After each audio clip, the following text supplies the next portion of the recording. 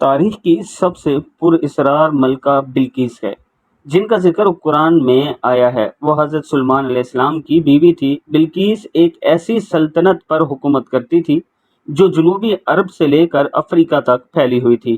ان کے بارے میں ناقابل یقین باتیں ہیں جو آپ کو جاننی چاہیے۔ کچھ لوگ کہتے ہیں کہ وہ آدھی انسان اور آدھی جن تھی، لیکن سوال یہ ہے کہ کیا حضرت سلیمان جو جنات پر قابو رکھتے تھے اور انہیں اپنے کام پر لگاتے تھے، واقعی کسی جن سے شادی کر سکتے تھے؟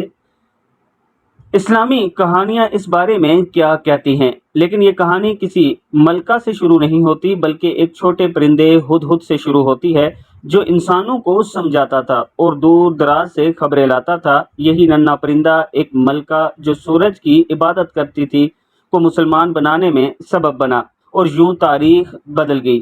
آپ نے ہمارے چینل کے ساتھ جڑے رہنا ہے اور ملکہ بلقیس کی پوری کہانی سننی ہے۔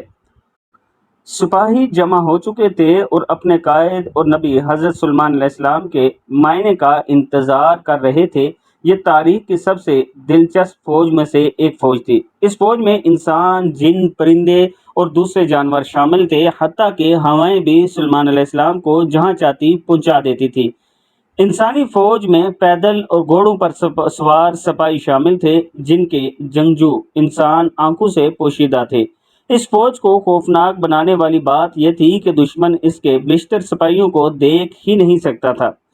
پرندے اور جانور بھی اس فوج میں شامل تھے۔ جانوروں کے گروہ کے لیڈر شیر تھے، ان کے بعد چیتے۔ پرندوں کی فوج میں باز اور شاہین شامل تھے۔ ہدہد پرندہ جاسوسی کا ذمہ دار تھا۔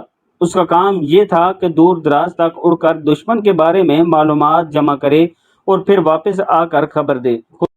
ہدہد کی ذمہ داری بہت اہم اور نازک تھی۔ اسی وقت جب فوج جمع تھی، بہت سے جانوروں نے دیکھا کہ ہدہد موجود نہیں۔ وہ آپس میں سرگوشیاں کرنے لگے کہ کمانڈر جلد ہی پہنچنے والا ہے اور دیکھے گا کہ ہدہد موجود نہیں۔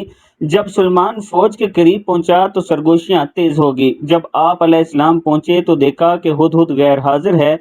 ہدہد دراصل سبا کی ملکہ کی سرزمین میں تھا۔ وہ دور تک سفر کر کے وہاں پہنچا تھا اور اسے اندر ہی اندر محسوس ہوا کہ یہ کوئی اہم خبر ہے۔ وہ شہر کے اوپر ایک اونچے درخت پر اترا۔ وہاں سے اس نے سڑکوں، گھروں، محلات اور دروازوں کو دیکھا۔ اسے کچھ عجیب سا لگا۔ ایسے دکھائی دیا کہ لوگ کسی تقریب کے لیے جمع ہو رہے ہیں۔ اس نے شہر کے دوسرے ہدہد سے پوچھا، اے خوبصورت ہدہد، کیا تم مجھے بتا سکتے ہو کہ اس شہر میں کیا ہو رہا ہے؟ دوسرے ہدہد نے کہا، لوگ ملکہ سبا سے ملنے جا رہے ہیں۔ وہ سورج کے سامنے جھکنے جا رہی ہیں۔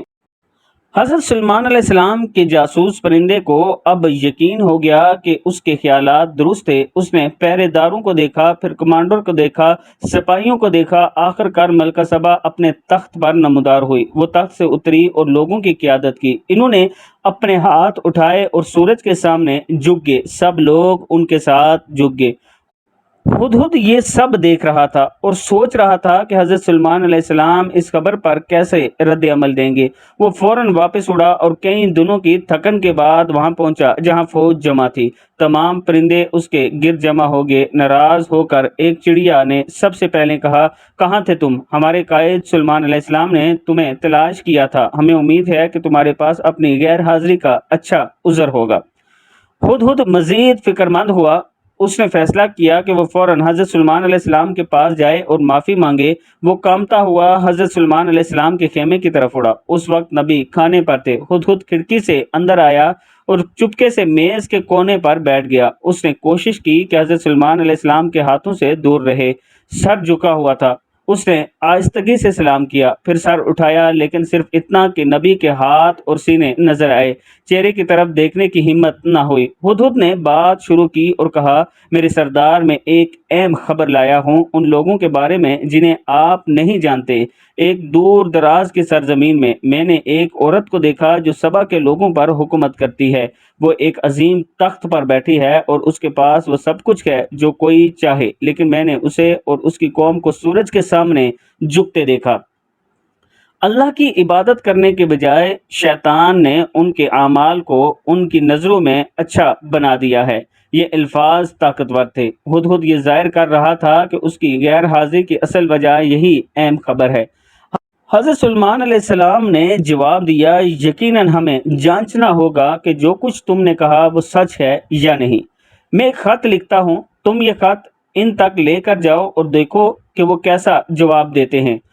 ہدہد خط لے کر تیزی سے سبا کی سرزمین کی طرف اڑا۔ جب وہ پہنچا تو محل کے باغات میں ایک درخت پر اترا۔ اس نے ملکہ کے کمرے کو تلاش کیا۔ اسے ایک بڑا کمرہ نظر آیا جس میں ایک بڑی بالکونی تھی۔ اس نے سمجھ لیا کہ یہ ملکہ کا کمرہ ہوگا۔ اس نے خط چونچ میں پکڑا اور کھڑکی کے راستے اندر داخل ہوا۔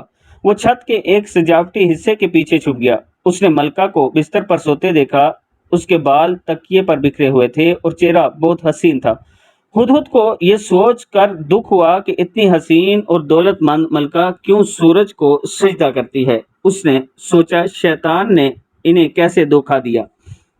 پھر سوچا اگر سلمان علیہ السلام کی فوج سبا کے لوگوں سے لڑتی تو نتیجہ صاف ہے، ملکہ مضبوط ہے مگر وہ کبھی سلمان کی فوج کو نہیں ہرا سکتی۔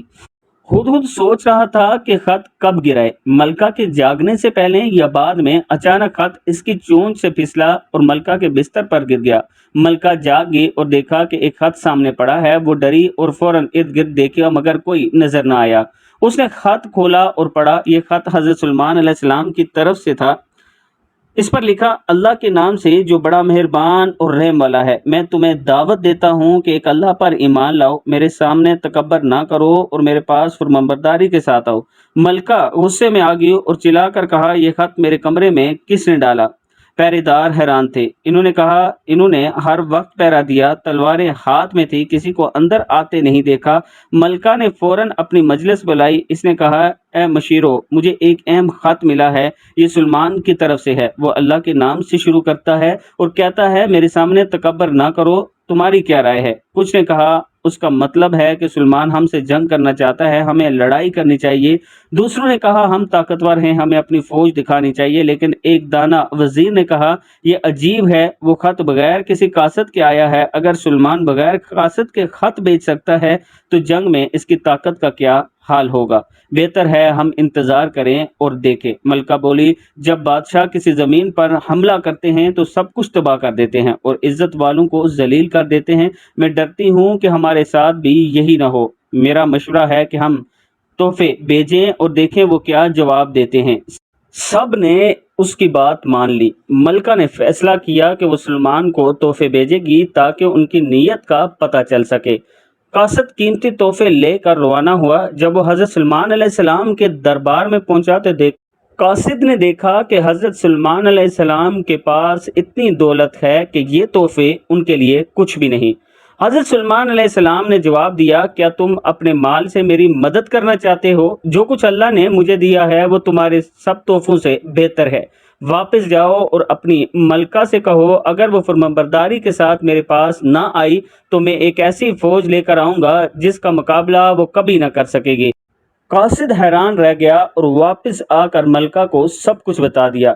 ملکہ جان گئی کہ یہ معاملہ دولت یا طاقت کا نہیں بلکہ ایک ایسے نبی کا ہے جس کے پاس اللہ کی طرف سے خاص طاقتیں ہیں۔ اس نے فیصلہ کیا کہ وہ خود سلمان علیہ السلام سے ملنے جائے گی۔ ادھر سلمان علیہ السلام نے کہا، اے سردارو، کون ہے جو اس کا تخت میرے پاس لائے گا اس سے پہلے کہ وہ میرے پاس فرمانبرداری کے ساتھ آئے؟ ایک طاقتور جن بولا، میں اسے آپ کے پاس لے آؤں گا اس سے پہلے کہ آپ اپنی جگہ سے اٹھیں۔ لیکن ایک اور شخص جس کے پاس کتاب کا علم تھا بولا، میں اسے آپ کے پاس لاؤں گا اس سے پہلے کہ آپ پلک جھپکیں۔ اور پلک جھپکتے ہی ملکہ بلقیس کا تخت حضرت سلمان علیہ السلام کے سامنے موجود تھا۔ سلمان علیہ السلام نے شکریہ ادا کیا اور کہا، یہ میرے رب کا فضل ہے تاکہ وہ مجھے آزمائے کہ میں شکر کرتا ہوں یا نہ شکری۔ پھر سلمان علیہ السلام نے حکم دیا تخت میں کچھ تبدیلی کی جائے تاکہ دیکھا جا سکے کہ ملکہ اسے پہچانتی ہے یا نہیں۔ جب ملکہ آئی تو اسے پوچھا گیا، کیا تمہارا تخت ہے؟ ملکہ نے حیرانگی سے کہا، یہ بالکل اسی جیسا ہے۔ وہ سمجھ گئی کہ یہ کوئی عام بادشاہ نہیں بلکہ اللہ کا نبی ہے جسے غیب کی طاقتیں دی گئی ہیں۔ پھر اسے ایک محل میں لے جایا گیا جس کی زمین شیشے کی بنی ہوئی تھی اور اس کے نیچے پانی بہہ رہا تھا۔